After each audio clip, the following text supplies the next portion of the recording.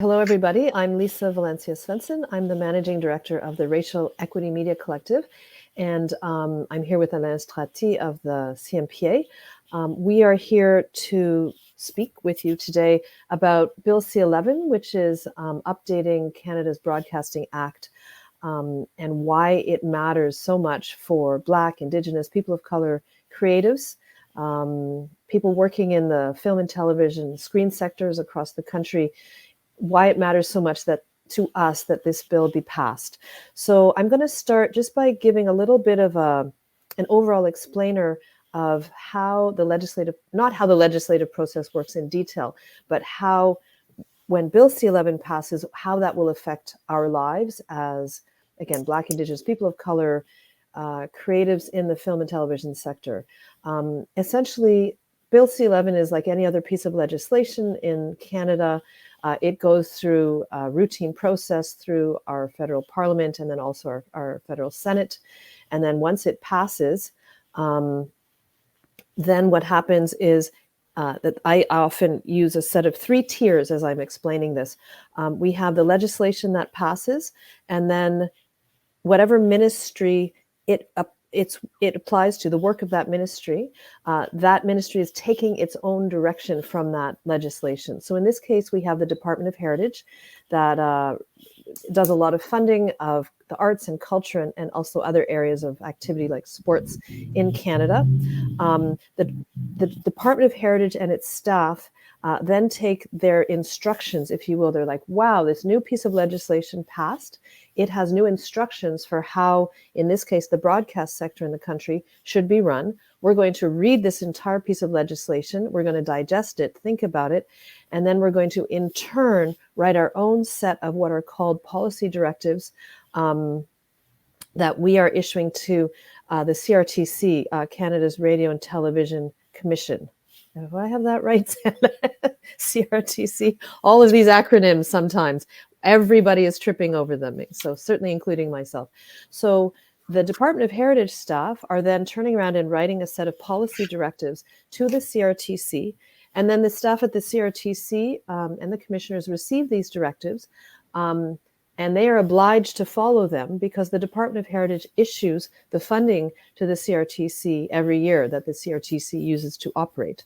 Now, what is the CRTC in turn doing? It is regulating our broadcast sector in Canada. So that's both television broadcasters as well as radio broadcasters. The key, I'm going to get into Bill C-11 in a moment, but just to finish with the process, what happens is once the CRTC staff receive the government directives or the policy directives from the Department of Heritage staff, which once again, they wrote on the basis of what they read in the legislation, in this case, Bill C-11, the CRTC staff will then in turn issue a new set of regulations or an updated set of regulations for the broadcast sector to follow. And then all of our TV and radio broadcasters have to follow these new set of instructions from the CRTC if they wish to keep their broadcast licenses. And so if you start to follow the specifics that are in the bill, if the bill is saying, hey, broadcast, we want the broadcast sector to care more about Black, Indigenous, people of color creatives and spend money in these ways and program things in these ways and support your careers in these ways, that's going to trickle down through all those layers so that when the CRTC is finally instructing the broadcasters whose licenses they issue and renew, if they're instructing the broadcasters to behave and spend and program and hire in a certain way, then those broadcasters are obliged to do so. And that's when it touches our lives as BIPOC creators in the country. So this is why something like Bill C-11 is so important to us, because it will affect our lives, but it won't do so immediately. That is why it's hard to wrap our heads around it, because the effect it will have will likely not start happening for another year or so, depending on how each of these pieces moves forward. But each of these pieces generally moves forward in terms of months, not in terms of weeks or days, and sometimes even over a couple of years. So that's just the structure that's in place, or the process. No matter what sector we're in, this is how legislation is working. And in our sector in particular, this is how the legislation then instructs the Department of Heritage, who then instructs the CRTC, who then instruct our broadcasters. The huge new thing that Bill C-11 is wanting to do is to make sure that all of the streaming giants, all the foreign-owned streaming giants who have been operating in Canada for many years, so this is the classic Netflix, Amazon, on and on, we all know the big streamers, they have been operating in Canada for a number of years now. I'm sure many of us are subscribers and are watching their content regularly, and they've been taking out profit, and they have not been paying into the Canadian system. So one of the grand key pieces of how the Canadian screen sector works and broadcast sector works is that in order to have a broadcast license in the country, you as a company are required to pay back into the Canadian system. And this is to the tune of millions and millions of dollars. This is not, oh, here's like a few hundred here, a couple thousand there. So our Canadian system is really relying on the money that the broadcast sector pays back into the system because they are forced to do so. They're required to do so by the CRTC. However, the streamers have not had to do so. So many are arguing that that makes for a very uneven playing field. And so Bill C-11 is trying to address that and rebalance the playing field. Because Bill C-11 is modernizing our Canadian Broadcasting Act, which was put into place over 30 years ago, there are also many, many other updates to the legislation and to how our screen sector and broadcast sector works that people are trying to include in the legislation at the same time. So there are a lot of things going on in the legislation, but the prime motivator for it at the start was in order to bring the streamers into the Canadian system in as far as they now being required to pay into our system. So that's also the grand context of the importance of the bill and the genesis of how it started being written, conceptualized, and drafted and written, and now it's people are trying to move it through the government process so that it actually becomes legislation. The final piece to know is that when legislation moves through the system, it starts at our House of Commons. So here's Government 101, and often there is a committee that looks at the issues related to a piece of legislation. In this case, it was a standing committee on Canadian heritage. That committee has members from all the political parties, and they look at the bill and they study it more in depth. And different groups and organizations and individuals can present to that committee and say, oh, we like it, or we don't like it, or we want this changed in it, or we don't want this changed in it. Please change this, please don't change this. That committee takes all of that information and that input, and it decides what it likes and doesn't like, and it passes the set of amendments that it might want to pass for the legislation. Then the legislation moves over to our Senate, where it is right at this moment when we're recording, and the Senate then does another round. There is yet another committee. In this case, it's the Senate Committee on Transportation and Communications, because yes, sometimes our government system combines what seem to be random things together. So you might wonder why transportation and communications. That's for someone else to answer, but that's what it is. So that committee is, there's quite a number of senators who sit on that committee. Senators no longer have party affiliations, but they still will have political views. And once again, there are people, organizations, and individuals who present to that Senate committee. We like it, we don't like it, change this, change that, don't change this. The Senate committee will then go and vote and decide what amendments it wants to include. And then it may have to go back to the House of Commons for final passing if there are enough amendments going on. And then a piece of legislation, the final step is it will get royal assent. That's the process that this bill is going through, just like every other bill. So hopefully this gives you the context and the core understanding of the process of what's going on and how it ultimately affects our lives. Now I'd like to dive a little bit more into the specifics of why Bill C-11 matters. And for that, we have brought to join us Alain Strati. If you could please introduce yourself. That's the personality. Thanks so much, Lisa. That was a great overview. I think of a lot of topics we'll touch on during this sort of hour that we have together. I'm the Senior Vice President of Industry Policy and General Counsel at the CMPA. and that's the Canadian Media Producers Association. In my role, I am responsible for government relations, business and industry affairs, as well as regulatory issues and things like copyright and other issues. So the gamut, if you will, of the policy and industry issues affecting producers and Canadian producers. But with that, and certainly has been part of the C-11, is working in consort with other key creatives. So whether it is working with the DGC, the WGC, and ACTRA for. And do you mind? Let's just spell out DGC and WGC. Yeah, I was going to say the Directors Guild of Canada. The WGC is Writers Guild of Canada, and ACTRA is for the Acting Guild. We also work in tandem with QPM, which is the organization in Quebec. It's the Association Québécoise des Producteurs Médiatiques, and that's essentially producers for French language content in Quebec. So given that C-11 crosses over and really relates to these large issues that we talked, as you've introduced, Lisa, we work with those other creatives and also with other industry stakeholders, whether it's the Black Screen Office, the Indigenous Screen Office, and many others, provincial and federal funding agencies, on discussing the possibility of the bill and also the potential impact of the bill. And as you've highlighted, we're just getting started. I mean, the legislation is the first piece, and knock on wood, it's the first piece, and we'll be happy if it passes, and then we can move on to the other pieces. Understood.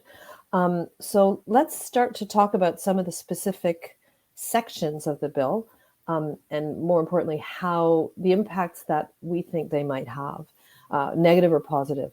And I think I want to step back and do one of my meta context moments again. I want to absolutely highlight here for everyone who's watching this that I myself have zero training as a lawyer, as a policy expert, as someone who's really diving deep into the wording of legislation, the wording of policy directives, et cetera. And for those of us who aren't just steeped in this world and in that type of phrasing of content, it can be overwhelming. You read it and you're just like, oh my gosh, it's like, it gives you a headache to read it, really. And you're trying to decipher words on a page and understand, how could this possibly affect my life?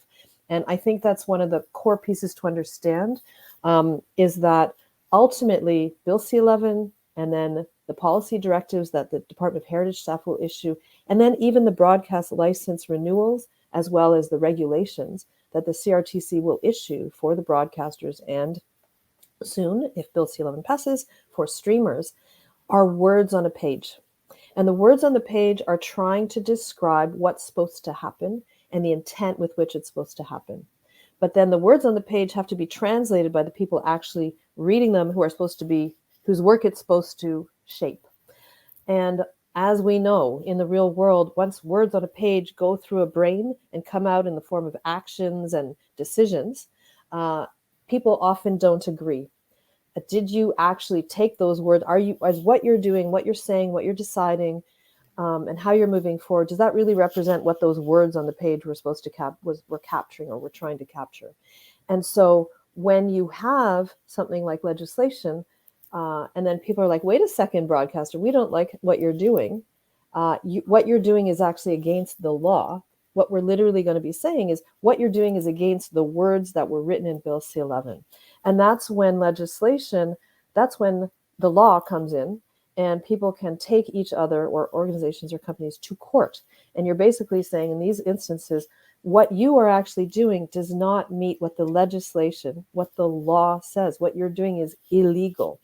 And this is why all of this matters, because it provides a benchmark against which we can all measure what's happening. And then ultimately, we're all relying on the court system, and judges in particular, to decide whether they agree with my interpretation of the words on the page or the other person's interpretation of the words on the page. So fundamentally, the system within which we're working has a lot of nuance and layer and personal input, if you will. So as we're moving forward, Alain, with, okay, this particular section of the bill is saying this, and we're worried it will mean that, what we're really worrying about is, how will it get interpreted? How will it get used? Was it written? It might not quite have been written with that intention, but we're worried that the actual impact these words will have will be different because the companies will see the words and say, oh, this means we can now get away with something else. And maybe the people writing the words weren't quite thinking that through.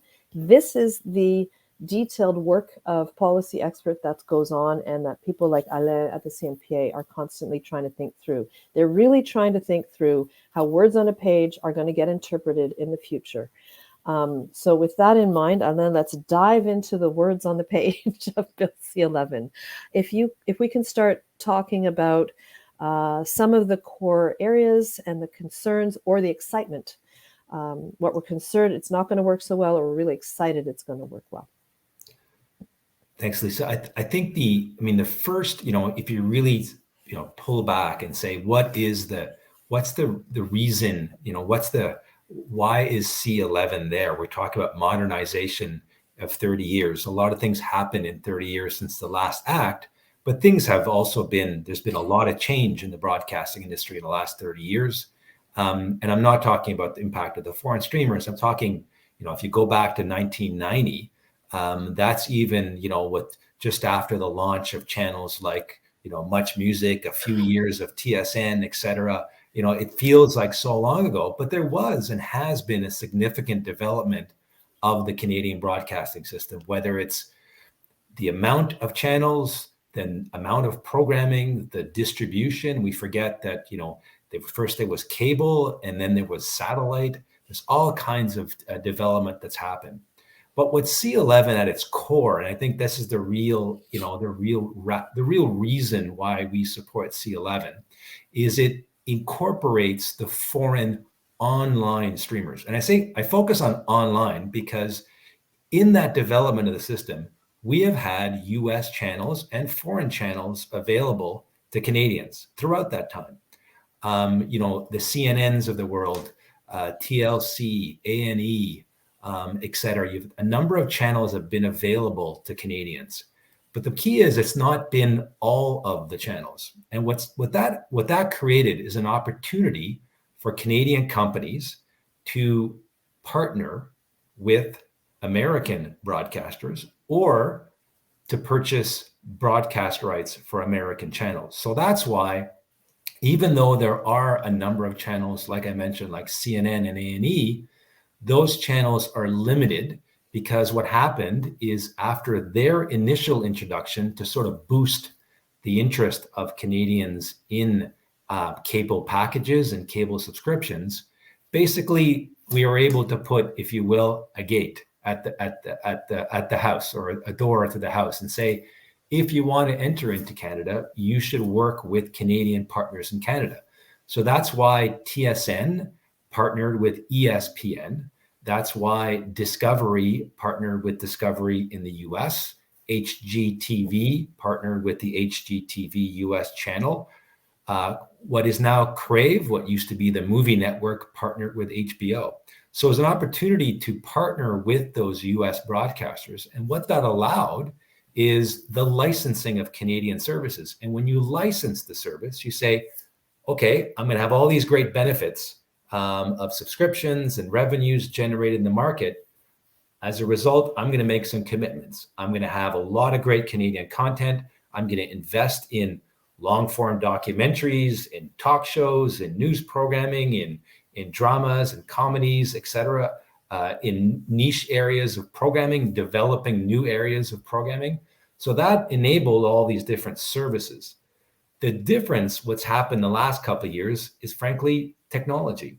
And what technology has enabled is that online piece of it, is you have channels like Netflix, Disney Plus, and Amazon Prime, now, if you will, jumping right over the house and getting right into the backyard, and enables them to be directly available over the top to Canadian subscribers. So I don't need to deal with any Canadian company.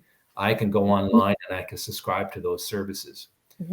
What's a little bit different is we focus always on Netflix and Disney and et cetera, but there's a lot of different services. And, I know we talk about Netflix has advertising. It's going to launch with the advertising.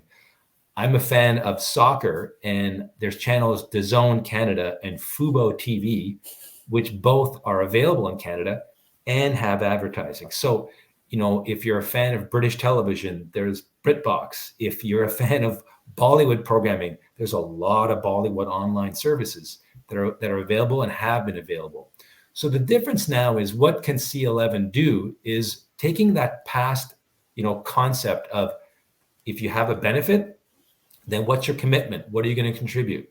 And taking it now to the foreign online service and saying, okay, if you're Netflix, if you're Disney Plus, you're available in Canada, you generate billions of dollars of subscriptions from Canadians. So what is your contribution to Canadian programming, to Canadian representation, reflection of Canadian culture? So it is bringing all of those services in. It's an old model. It's an old discussion. People always talk about, well, you can't take the old rules of broadcast them and bring them into the new world of technology. It's not entirely true. It's still that concept. It's a very simple concept. It's saying you benefit, therefore you contribute. Mm-hmm. That's the focus, the real key focus of C-11, is to say those channels, which have been around already for a number of years, have generated billions of dollars of revenue. And it will be a couple more years before we see the changes that hopefully come out of C-11 be put into place. So maybe it's in the year 2025 or late, 20, or maybe in middle of 24, where all of a sudden there will be specific requirements that are imposed on a channel like Netflix, or a sports channel like DAZN Canada, to say, that's great, you can continue what you're doing in Canada, but we'd like you, and you've talked to us about the commitments you're ready to take, and we at the CRTC approve them. So Mm-hmm. that's the real key, is bringing them into the system and having them contribute. It's not about using an old model to a new technology. Technology's changed all the time. The internet is new, but radio was old. Over the air broadcasting is and then you had cable channels, and then you had a 500 channel cable universe, and then you had video on demand, and there's been technological improvements throughout. The only thing is, how do we bring the technology into the regulatory policy mindset that we already have in place? Okay. So what I'm hearing, and thank you, this is also why I bring people like you to keep explaining it to me, because there's just, it's sort of like a rabbit hole, broadcast and film and TV sector policy. It seems like there's never ending amount to learn. But as I understand it, the Canadian system has been built for years and decades on not just, okay, come in, there you go, but saying, no, if you come in, you have to contribute to the creation of Canadian content, and which means the bolstering of Canadian culture. And I think for Black, Indigenous, people of color creatives, it's an interesting thing to wrap our heads around, because we're like, okay, yeah, I'm no exception to this. I'm born and raised in Canada. And I'm like, has Canadian culture ever included me? Not really, for most of the time. So yeah, I'm a fan of making sure Canadian culture survives in the onslaught of American content and American culture, but I'm also a fan of being included in Canadian culture. So there's multiple deep key layers going on here. But what I find interesting when I keep thinking about it is, we have designed a system that has made sure Canadian content, and therefore Canadian culture, can survive financially, because our sector wouldn't survive financially against the onslaught of American screen content if we weren't bolstered by so much government agency and government spending, government funding. It's just a fact. Why can't we in turn then design a system that is also bolstering Black, Indigenous, people of color content, because it's been so erasing it. So it's it's like a side angle. It's not like they're both going this, but for us, those of us who, doesn't matter, Canadian culture, American culture, we've just been underrepresented, misrepresented forever. It's interesting to see, okay, how will this benefit us? But I think the point is, if Canadian culture and Canadian content suffers a real blow, our content and culture within that suffers an even more tremendous blow. So that's how I keep thinking of everything. But I do find it interesting that what is being proposed for the online streamers is, in fact, not a new approach or concept at all. It was already in place with American channels that were that we had access to through cable subscriptions. That part is brand new to me right now. So thank you, thank you for that. And I think Lisa, what I two quick answers to what you've highlighted, which is the important issue. One of them is related to the the world of the regulation and things like that, and one of them I'd argue is really a change in the industry itself and the consumer demand for content, which has changed. I think the first one is that I like to say that the Broadcasting Act, if you've ever picked up the Income Tax Act, the Income Tax Act is thousands of pages. There's a 20-page definition for one term in the Income Tax Act. The Broadcasting Act, if you can stay awake while reading it, it'll take you 15-20 minutes to read it. It's sort of a pamphlet, and as it's a pamphlet that has objectives, as you've highlighted, which then cascade down to regulatory agencies like the CRTC, to funding of programming by the Canadian Media Fund and others, to Canadian Heritage, ministry departments, and also even tax credits in terms of what provincial and federal finance departments do with tax credits for the production of content in Canada. But it's not a long document, and the difference is that in C-11. There are now specific, objectives which highlight the need for those that do contribute, like we've been talking about, that there is the participation and representation of communities, and that is the Black, Indigenous, people of color communities, others in the disability community, as well as ethnic and diverse, and even multiple language communities. So these objectives, now there's new specific wording in C-11, which will now be in the Broadcasting Act, which will then cascade down, which the CRTC, for example, will be to say, well, wait a minute, there's now an objective in the Broadcasting Act, and please tell me how you're meeting those objectives. Before, we talked about, it hasn't been, there have been some amendments, but no full-scale review of the Broadcasting for 30 years. So that has not happened.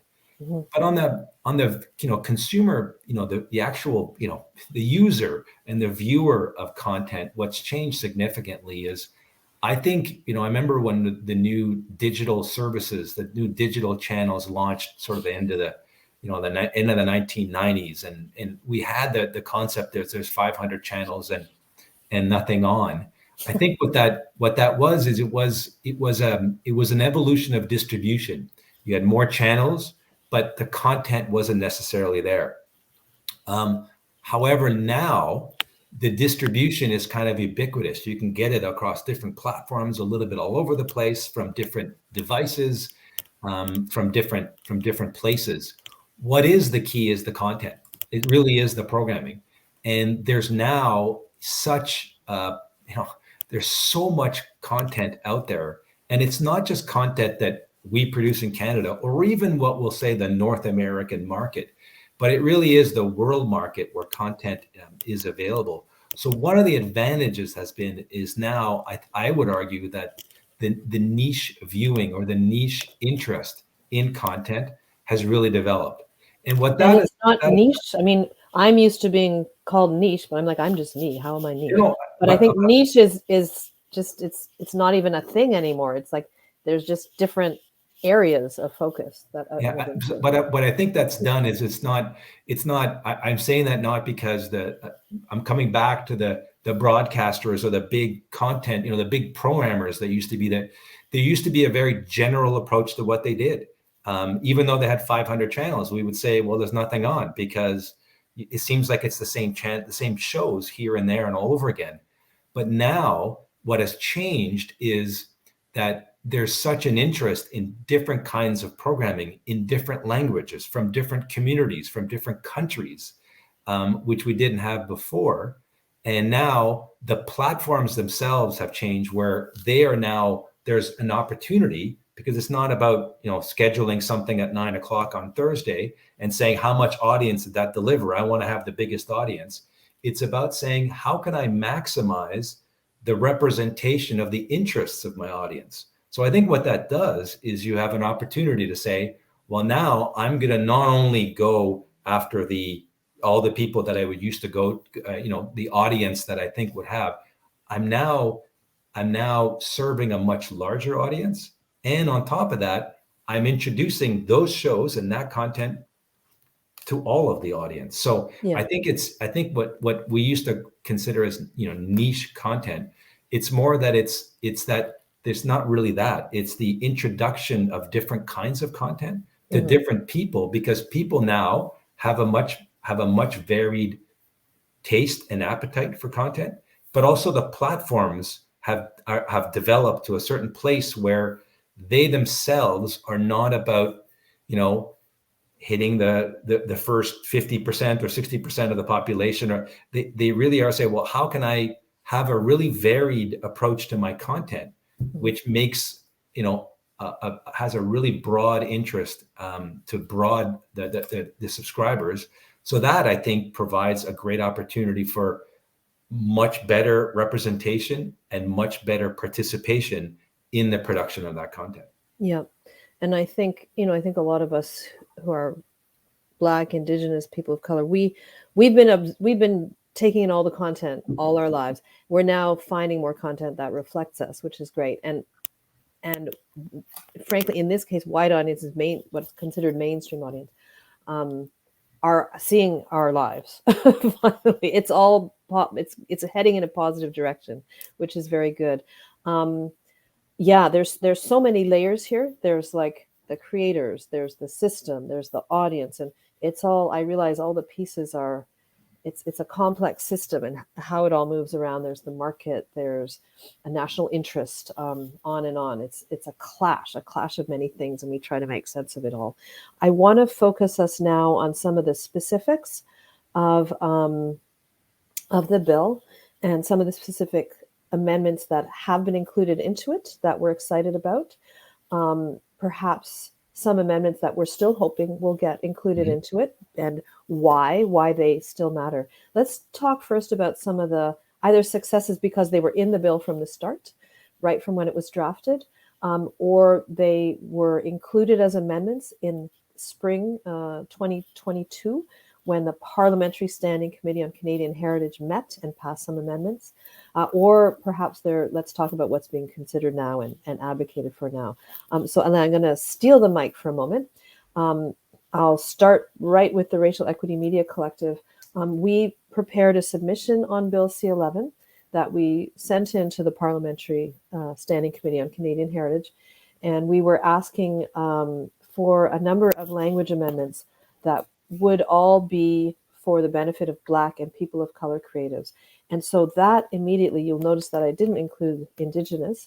People at the Indigenous Screen Office and in the Indigenous screen sector in Canada have been mobilizing and advocating and lobbying for years, if not decades, to have their concerns and their needs, their communities, their priorities included in an update of the Broadcasting Act. They've been working on that for years. And so when the federal government started actually working on Bill C-11, and the first iteration was Bill C-10, which they introduced, which did not pass, and now it's Bill C-11 that they've introduced. It's like an update of Bill C-10. What the Indigenous creative community in the country ensured was already in the draft of the bill was a lot of language in support of Indigenous cultures, communities, creators, languages, and so forth. And if one does take that time to read Bill C-11, at least it's still a draft, it's not final legislation yet. But if you read it, you will find multiple sections and clauses. And I think that's one of the tremendous successes. And I think we lay that success squarely at the feet of Indigenous communities and creative community that has been pushing so very hard and been mobilizing and coming together and figuring out what they'd like, and really pushing very hard for it. And I'm glad that we're a country where that message was being received and understood, and that language was being incorporated into the bill. And just an aside for the moment, for people who do not know, because I didn't know this prior to getting involved in Bill C-11 myself, it is staff at the Department of Heritage who drafted Bill C-11. That's where legislation starts. It starts with the staff in the various ministries responsible for that area of our lives. So they would have drafted that legislation, and the fact that they already drafted it with a lot of positives in it, I think is something we can celebrate.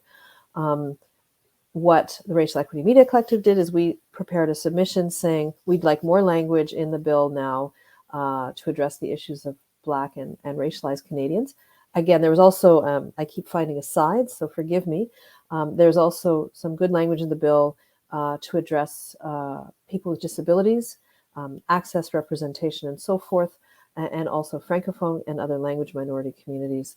So what we asked is that there be explicit language in the bill that talked about Black and racialized Canadians and our need for content that's getting programmed, but content by us and about us, and that's being programmed for us, and that there be employment opportunities created for us in the system, or in how the system works. So that language was actually adopted by the Standing Committee on Canadian Heritage, and that was a real win as well. I was fascinated to watch the 15 members of Parliament on the committee unanimously vote in favor of our language amendment. And these were politicians right across the political spectrum who were all in agreement when it came to amending legislation that Black and racialized Canadians should be explicitly named, and our needs, both in terms of programming, but also in terms of employment and just career development opportunities, that be specifically addressed in the bill. So that was a great win, and that's what we were focused on. Alain, were there any other parts of the bill that right from the start were great or good, or else amendments that happened in that first round of amendments in the Standing Committee on Canadian Heritage that you want to make sure this audience is aware of? Sure, thanks, Lisa. Just to pick up, just to sort of pick up on what you were talking about for Black and racialized communities. One of the things that this has done, in one of the key, successes of C-11 is it has that, those elements you talked a bit about. It's mentioned and noted a couple of times. It's mentioned as specific policy objectives and imperatives that, the Canadian broadcasting system, that Canadian programming include the participation and the representation of these communities.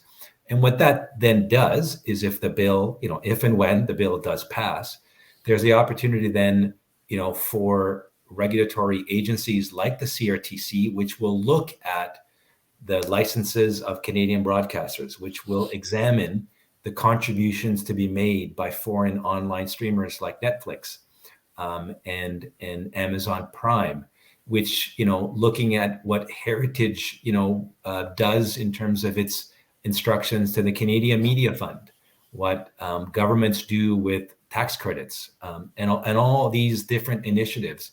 And what that does is the opportunity to say, either as a requirement, say, listen, maybe this Canadian broadcaster is not fulfilling. There needs to be a requirement for involvement in these stories and participation in these stories, and frankly, contribution to these stories, or maybe it's an incentive, a new incentive to that. Whatever the tool is, the importance that the objective is there so that it can be emphasized and underlined and saying, you have to fulfill these objectives. And I think that's a key consideration. And then what that does, I think, is, hopefully to continue the growth of, the industry and the increased representation in the industry, so that, we're talking about all these key creatives from different, that really reflect, us as Canadians, and then reflect, all of our stories.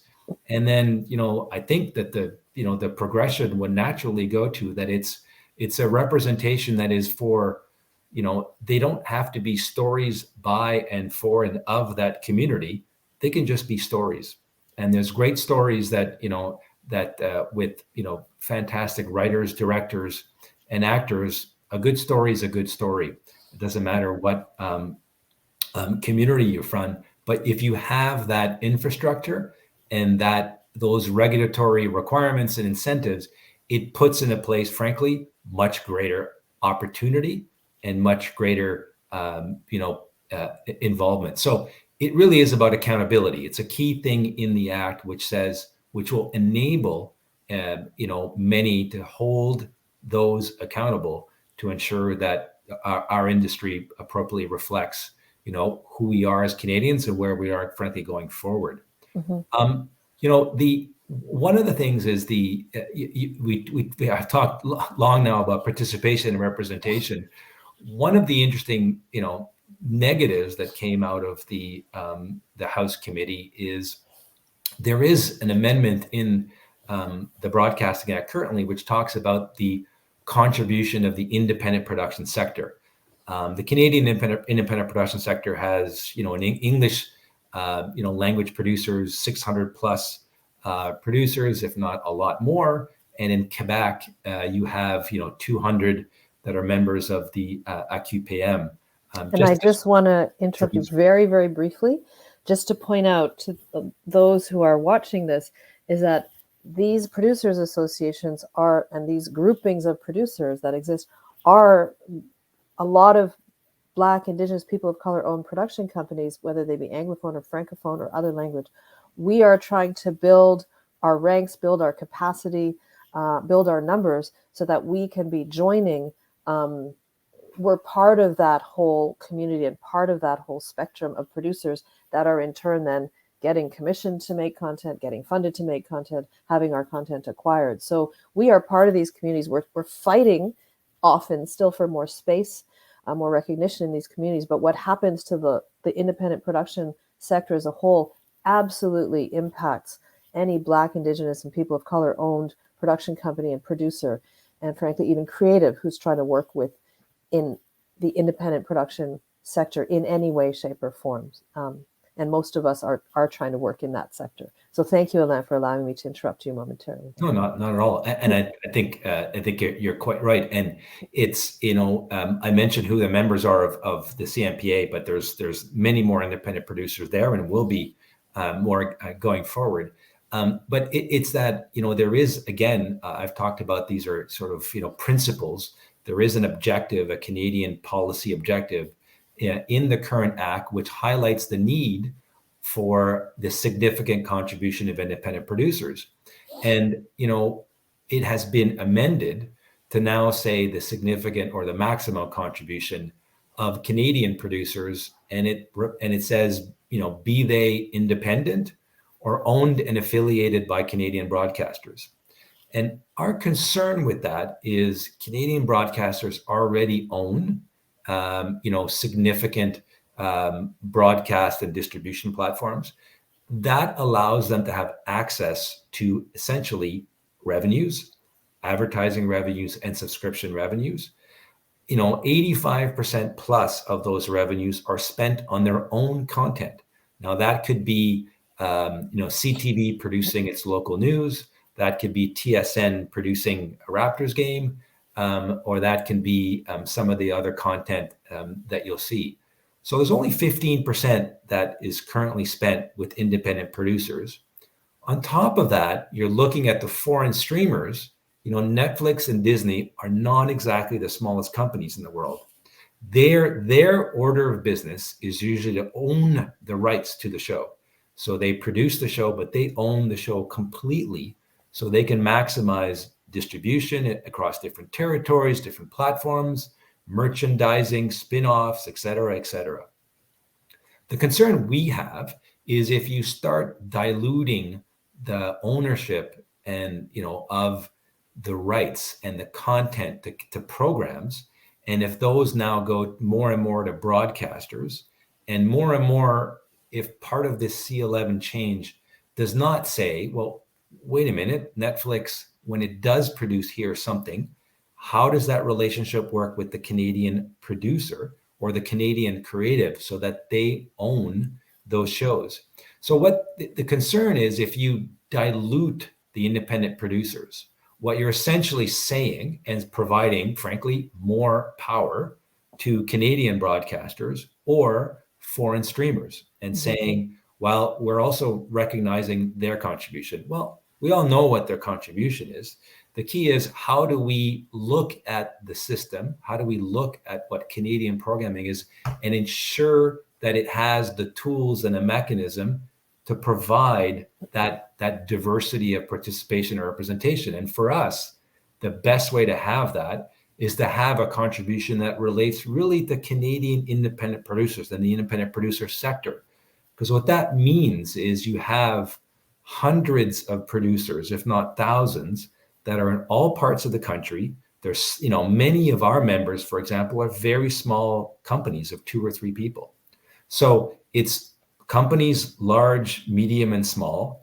It is of, different backgrounds, different creatives, different parts of the country, different languages, different interests, different experiences, who are all of them involved in the creative process, but not just in the, involved in saying, I got a great story, I wrote a great story, you acted in it, she directed it. It's not just that. Is after that's all done, who owns that? Who owns that content, so that it can then generate more revenue, more opportunity, which will then, the wheel turns. That allows for development in creative of the next show, in different initiatives, different ideas, different partnerships, different international co-productions, etc. If you don't own the show, you're just paid for what you did, as opposed to, I paid for what I did, but I'm a proprietor. I'm an owner. And because of that, I can generate additional, invest in what I'm doing, and use those investments and use those additional revenues to plug that back into new opportunities. So for us, that recognition of the contribution of broadcasters, it's really important just in terms of the content piece itself. But I think it runs completely, it's counterintuitive, and frankly runs straightly against, if we have, an interest of objective for greater participation and representation from different communities in Canada, to then say, well, we're going to provide more, we're going to acknowledge the contribution more of the big companies. I think you're running against that. I think really it is about those companies and those creatives from the Black, Indigenous, people of color communities, from the disability communities, from the ethnic communities. If they are able to participate more, contribute more, own more, then they can develop and grow more. That's to me, it's sort of simple. That's the way you have development. If it's more focused on companies like Chorus, Rogers, Bell, Quebecor, these are multi-billion-dollar companies with different businesses, different platforms, different objectives, different focuses. And I'd rather put my money on the producers and the creatives to really come up with that great content and to support them than I would the larger companies. So I'm going to, as I understand, the CMPA and other groups are currently pushing at the Senate Committee on Transportation and Communications to have a further amendment to the language in Bill C-11, so that the Canadian independent production community is once again strengthened and not diminished with the current wording. And I think, once again, like when we look at it from a lens of racial equity, there are many of us who are Black, Indigenous, people of color, creatives, running our production companies, not running our production companies. We are getting hired. We are doing work for the broadcasters. We are doing work for the streamers. We are building up our careers through multiple paths. And there's nothing fundamentally wrong with that. I think we are all going to take opportunities where we see them. So it's not to say we're just trashing the big broadcasters and the big streamers completely. Here, no, there's opportunities to be had there. And at the same time, we also want to recognize that the reality is that it's just way, way more likely that an independent production community is going to and can be further built to really address our core concerns as well. If we're doing our work only ever for the big broadcasters and the streamers, and they're owning the intellectual property, the IP, they're owning the copyright, they're owning the ability to relicense it, they're owning the ability to make money from it, they're owning the ability to sell the idea into other territories and get the money from that. That is going to stifle the ability of many BIPOC and other creatives to develop our own careers. So by my analysis, strengthening the Canadian independent production community, in this case, by having a further amendment in Bill C-11 that will do so, further strengthens opportunities in specific for the Black, Indigenous, people of color communities, also people with disabilities, all the different equity-seeking groups. And we should also make mention of the LGBTQ. I haven't mentioned that yet, even though I am part of it, but there's so many concerns there as well. And everything that we've been saying for this entire talk would be applicable there as well. So that's good that that amendment is being pushed for in Bill C-11. It just underlines the fact that when you've got one piece of legislation, one big pile of words on a page that's trying to make updates, that 30 years worth of updates to the last set of words on the page, the Canadian Broadcasting Act from 1991, there are so many factors that are trying to be addressed by so many competing interests. Not everyone is having the same set of interests. And it can be very tricky, I think, when you are already fighting just for recognition within the industry as a whole, to decipher, okay, well, does the CMPA have my interests at heart here? Does the Writers Guild of Canada have my interests at heart here? Do the broadcasters have my interests at heart here? Do the streamers have my interest? Frankly, does the Department of Heritage have my interest? I think what we're seeing is that sometimes everyone does, sometimes everyone doesn't, but as a whole, we're both seeing where our interests are shared, where we're pushing for more, and by my judgment, in the balance of things, Bill C-11, the benefits for Black, Indigenous, and people of color creators will be so tremendous if this bill passes compared to if it doesn't, that I think our full support needs to be behind it. Alain, are there any other either things you want to highlight that are so wonderful about the bill or that are worrying about the bill at its current state while it's still waiting to finish getting amended in the Senate? I'm wondering if you can talk at all about anything you might have heard about what directors are saying, or writers, or actors, or other creatives, crew. I know that they've been paying attention as to how it will really impact. You know, the DGC is paying attention, how will directors be affected, and so on. I don't have that so much myself. Yeah, I would just quickly reiterate what we've just been talking about with the independent production sector, and part of that is that there's certainly the support not only of Canadian producers but of also the key Canadian creatives, and the reason for that is because what it does is it creates and sustains and hopefully grows a domestic Canadian production sector. Mm-hmm. Which means that it's going to be, it's going to involve, Canadian producers, Canadian directors, Canadian actors, Canadian writers, across the board. So it is something that is shared in terms of an interest for all of the creatives. The other one is another section in the Act, which talks about, if you will, it sets a standard for what broadcasters, contribute to. And again, we've talked a bit about this. It's sort of like, the Act is kind of like Constitution. Like there's sort of like a paragraph, and we're not talking pages. There's a paragraph, in currently in the Act, which talks about the contribution to be made. It's a maximum contribution to be made by, right now it's Canadian broadcasters in the creation, production and presentation of Canadian programming. So what that means is, it's a standard that sets at a certain level. It has no significant detail. It's sort of a, if you will, a principle, and to which Canadian broadcasters are held. In the act right now, there's, sorry to say, a double standard. And what there is there's now a paragraph right after that paragraph, which talks about what the foreign online streamers will provide. And their standard is lower. It is not the maximum, maximum contribution. It's the greatest possible contribution. So what that means, it's always conditional, and sort of going in, that's essentially setting, if you will. We've talked about this. These principles are then interpreted. Well, it's sort of setting the interpretation from the start and saying there's a Canadian standard and then there's a foreign streamer standard. Now, what that is right off the bat, we said two things. Number one, there should be one standard. It makes that you should not have, different standards for a Canadian, broadcaster and a foreign streamer.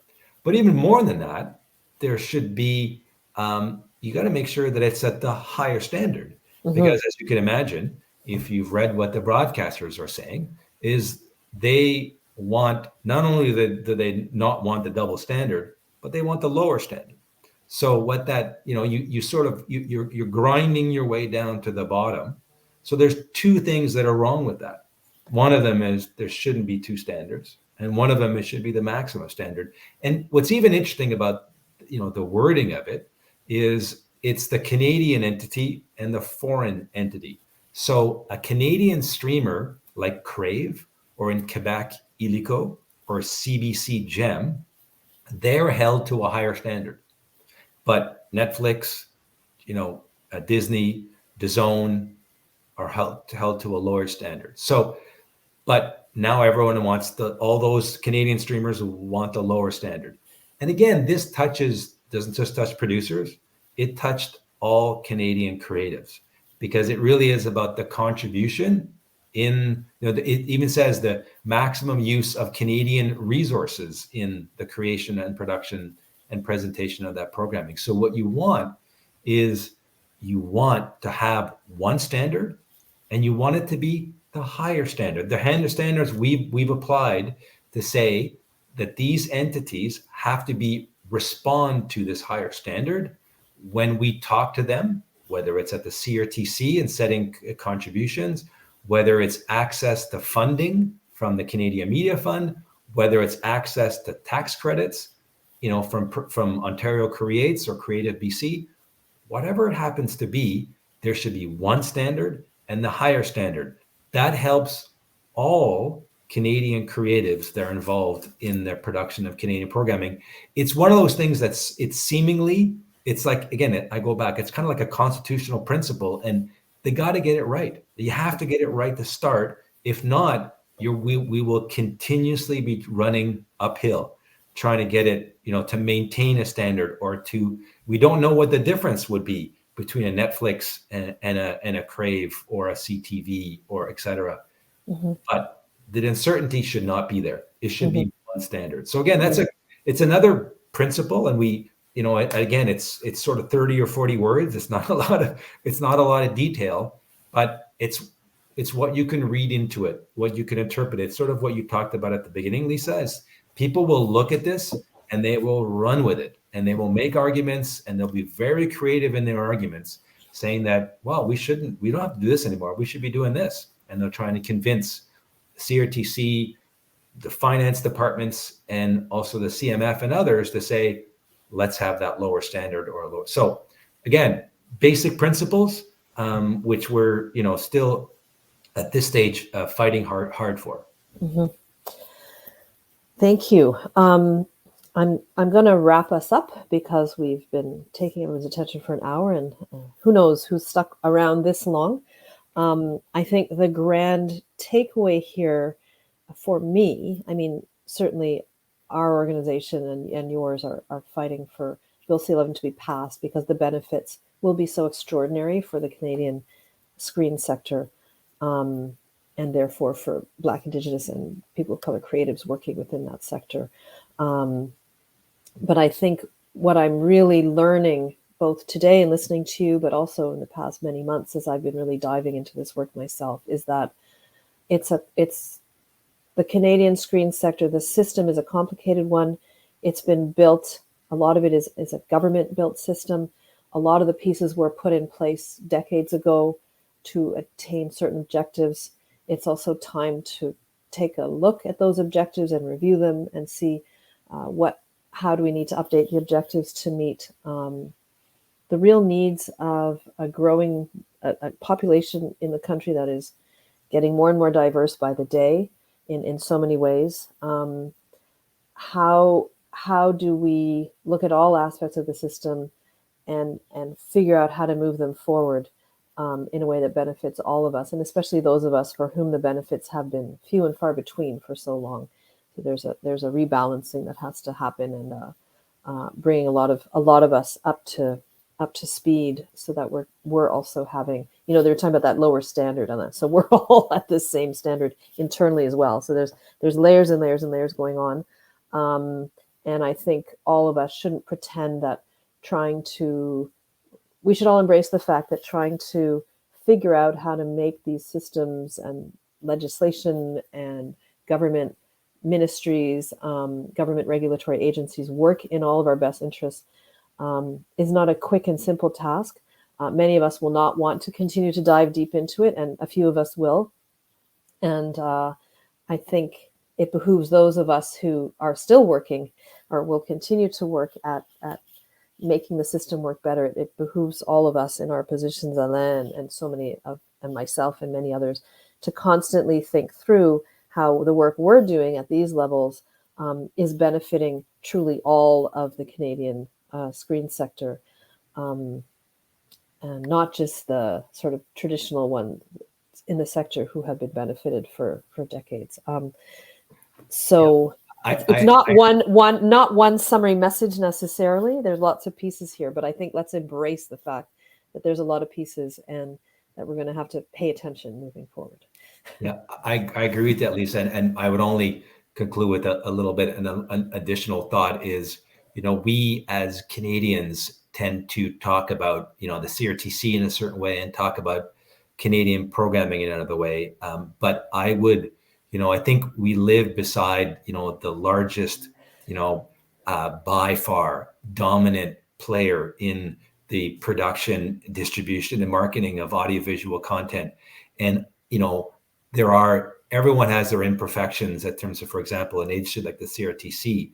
But if you look back in the sector and the industry that's developed over the last 30 years, since the last, the Broadcasting Act was that version was introduced, it has, shepherded a successful, strong industry sector. Even that, if you look at American, studios, et cetera, are producing a lot of content in Canada. Yes, that's because the lower dollar and there are tax incentives, but also it's to a world class producers, directors, writers, and actors, and everyone else involved in the production of content. We're just at a key crossroads right now, and it's how do we take that success of the 30 years and improve on it even more. And I think that's the real opportunity for it, is to acknowledge our success, to try and, try and fix things, learn from our mistakes, but also set that path to even a greater success story in the next 30 years. Mm-hmm. Let us end on that note. Thank you, everybody, for watching this. We hope that this has been informative and useful. We didn't want to pretend there's easy, quick answers or that it's a simple system to try to explain. But it is a system that you can wrap your heads around and learn more about and understand how it impacts you. So we hope that this has helped in that way. And we encourage you to look out or to try to stay abreast of the work that our organizations, Canada Media Producers Association, Racial Equity Media Collective, obviously the Reelworld Screen Institute, who has put this recording together, and other organizations working on your behalves in the sector. Be aware of us, keep tabs on what we're doing,